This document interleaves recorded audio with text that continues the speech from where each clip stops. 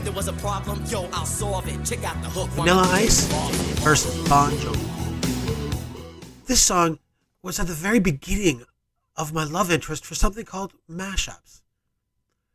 I got this song from a friend on an old file sharing service. I don't actually remember what the file sharing service was called, but it allowed people to make something called hubs. And you would invite people to your hub. So in the hub, you could chat, share songs, whatever. I guess it's kind of like Discord is today. Now that was back in the early days of the internet.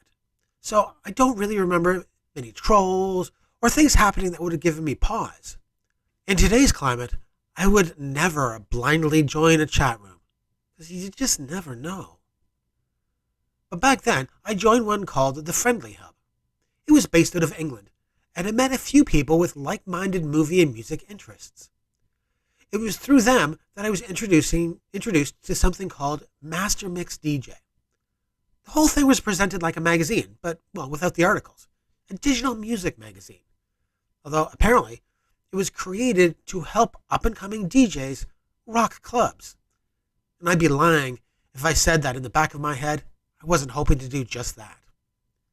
Each month, there would be 2 discs released. Now, I don't know how these were supposed to be released. I mean, I just got them through the hub. But, the first disc, as I remember, was filled with actual DJ mixes, one song flowing into another for about 10 minutes. There were mixes like Summer Bangers and Evening Vibes. So I wasn't really interested in the first disc, because there really wasn't anything new. The mixes were fine, but the songs were the same ones that I'd had on my computer already. No edits. So I didn't want to get any more copies of the same music that I already had. My interest lied in the second disc. Now that's where the producers created music. And that's what I wanted. They cleverly mixed 2 or more songs together. Songs that were not in the same genre or anything. I felt like I was in the front line of a new musical revolution. Remember, that was before the IP police and people needing to possess their work instead of being happy that it was touching and influencing other artists. There were usually one specific mashup song, a couple of other song remixes on that second disc. The remixes were okay, and I kept a few, but I was really interested in the new stuff, the mashups. Now, I like the idea of creating something from pieces of your own musical interests. Making something out of nothing. Well, nothing similar. I mean, who would have thought that Bon Jovi and Vanilla Ice would ever sound well together in a song? But damn if the musician who made this tune didn't make something unique and amazing. The songs never had actual titles. They would simply have the artists featured in the mashup listed. Like a boxing match. Tyson versus Jake Paul. Boy, that would be a real quick fight. But that's what mashups were like. 2 songs squaring off each other.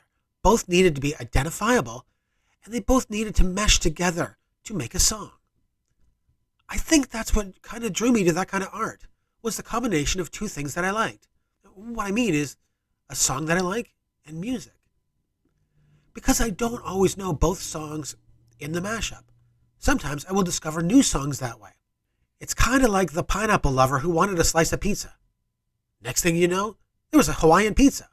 And the next thing the DJ knew was a new song was born. I started to find as many of these as I could. I love them. My musical archive has over 200 of these mashup songs. Whenever I want something different, I start playing that folder. Now, people may not know this, but occasionally I am a little creative and a music lover.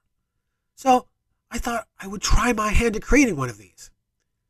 Without knowing anything about the technical side of scratching or anything about a DJ turntable setup. I convinced my loving family to get me one for the PC for Christmas one year. And I apologize to my family for what must have been a terrible, overwhelming headache for that entire Christmas season. I never really showed any proficiency in the use of that set. You can hear a sample of my crappy attempts in the background right now. And honestly, it's about as good as it ever got. I eventually found a digital program for this called Magic Music Maker. It didn't work with the physical DJ set though. And no, before you ask, I'm not that dedicated to hunt down the best program in the business for my musical debut. I actually got it through the Humble Bundle. I honestly don't know if it's the best program in the world, I just know it was the best program that I could afford. And I think it worked pretty well.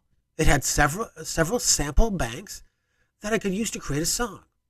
I thought it was a very creative way to allow computer nerds like me to make cool tunes. But I never really felt I was any good at creating the music. You see, I'm more of a writer. But everyone, by now, knows that when I discover something, I like to dig pretty deep into the subject. Now, by this time, I'd already tried creating mashups, and I had sampled a bit of the music that was out there, but not a lot. So I started my research. I quickly discovered artists that were making amazing tunes. Here are a few that I really like. Girl Talk seems to be a one-man show. He likes to combine great hip-hop tracks with pop or other rock songs. He's released several records that have kind of a unique thing of having songs flow into each other. I hadn't seen that before, and I thought it was incredible. And he still makes music to this day, so please be sure to check him out. Now, I could write a full-length story about all the amazing musicians who make these kind of songs, but honestly, we don't have that kind of time. So I'm just going to talk about one more, Robin Sukudaris. I'm pretty sure I'm messing up the pronunciation of that last name, so I apologize. This DJ likes to push several popular songs together into a single track. Well, they're not all in my wheelhouse. Most of them are very, very memorable. He's released several albums and is busy on his social media sites. But there's one thing that I really like, and he seems to do this every year. He releases a track that mashes up songs that were popular for the previous year. Now, these usually come out around New Year's, so they're a perfect thing for a New Year's party.